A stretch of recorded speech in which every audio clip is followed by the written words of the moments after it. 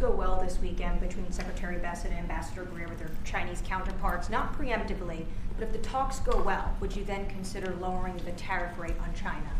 Well, it could be. I mean, we're going to see. Right now, you can't get any higher. It's at 145, so we know it's coming down. I think we're going to have a very good relationship. You know, I always got along very well with President Xi. That relationship was greatly disturbed by COVID when COVID came in, but we get along very well now. I mean, the relationship was hurt with a lot of people, a lot of countries when COVID came in.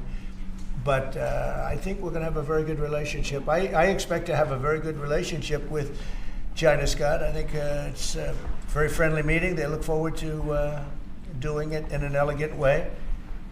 China, as you know, has a tremendous trade surplus with us, and we just can't have that. And but I think it's going to be very good for both countries. I would like to see China opened.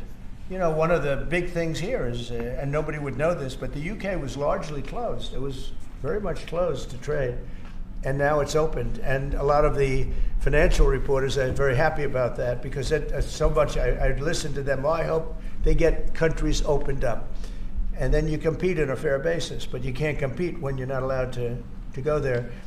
China would be the number one example of that. You know, it's very closed. We almost had it last time before COVID, and that didn't work out. But we made a great deal with China. They had to buy $50 billion worth of our food products, and it was a great deal, doing very well for our farmers. And then when Biden came in, as usual, nothing happened. You know, he didn't enforce it, and it got less, and ultimately, you know, it destroyed a great deal. That was a great deal. But no, I think that we're going to have a good weekend with China. I think they have a lot to gain. I do think they have far more to gain than we do, in a sense. But we're going to have a very good weekend.